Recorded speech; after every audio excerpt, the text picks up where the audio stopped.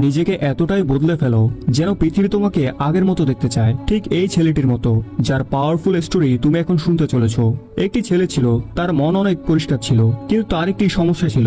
সে প্রয়োজনের চেয়ে বেশি অন্যের কাছে যেত, প্রয়োজনের চেয়ে অন্যকে বেশি গুরুত্ব দিত, এবং অনেক সময় নিজেকে নিয়ে অন্যরা মজা করার পরেও সে চুপ থাকতো।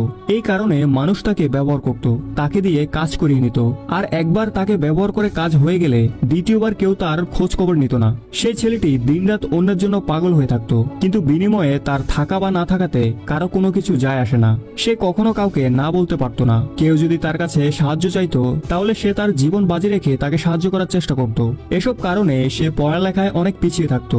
সে জোর করে বন্ধুদের কাছে যেত যাতে সে একা ফিল না করে আর মজা করতে পারে, কিন্তু তার বন্ধুরা তাকে শুধু নাম রক্ষা করার জন্য তাদের সঙ্গে নিত।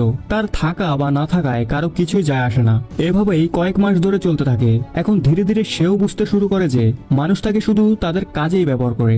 একবার তাদের উদ্দেশ্য সফল হয়ে গেলে তারা তাকে দ্বিতীয়বার জিজ্ঞেস করার প্রয়োজন মনে করে না। এই জিনিসটা তাকে ভেতর থেকে ভেঙে দিত, নাড়িয়ে দিত, কিন্তু তারপরেও সে একই কাজ করত।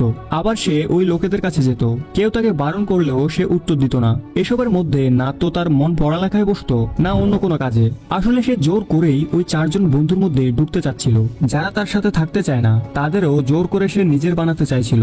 কিন্তু ব্যাস, শেষমেশ এখন সে পুরোপুরি বুঝতে পেরেছিল যে এই দুনিয়ায় সে শুধুই হাসির পাত্র হয়ে টিকে আছে। না তার কোনো অস্তিত্ব আছে, না তার কোনো মূল্য আছে।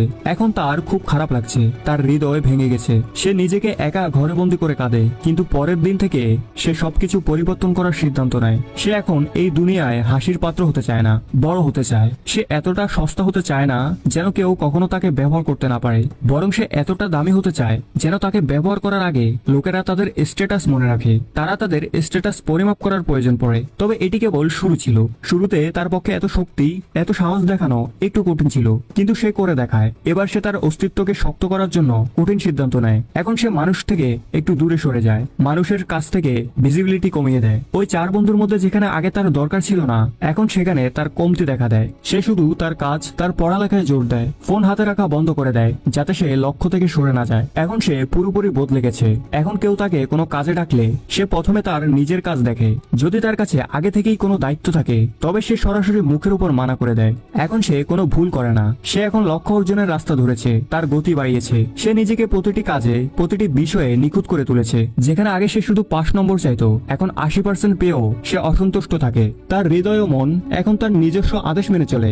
এখন কেউ তাকে একবার ভুল বললে সে 10 বার তাকে ভুল প্রমাণ করে দেয়। সময় অতিবাহিত হতে হতে এখন সে সমাজে ও মানুষের মধ্যে খ্যাতি লাভ করতে শুরু করে। একদিকে সে তার পড়াশোনায় সাফল্য অর্জন করেছে, অন্যদিকে সে তার ব্যক্তিত্বকে উন্নত করার জন্য কঠোর পরিশ্রম করছে। এখন সেই ছেলেটি শুধুমাত্র তার স্বপ্নের পিছনে পাগল ছিল।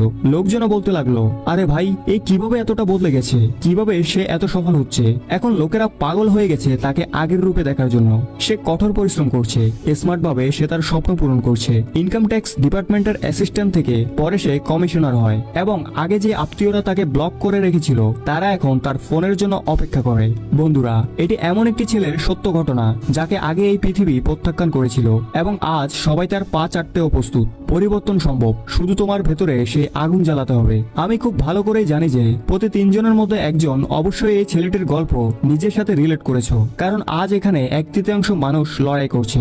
আমি শুধু তাদের বলতে চাই, নিজেকে এতটাই বদলে ফেলো যেন মানুষ তোমাকে আগের মতো দেখার জন্য পাগল হয়ে যায়। পরিবর্তন একদিনে হবে না, কিন্তু তুমি যদি প্রতিদিন এগিয়ে যাও, ধীরে ধীরে হলেও একদিন তুমি অনেক বদলে যাবে। আজকের চেয়ে অন্তত 100 গুণ ভালো মানুষ হয়ে উঠবে।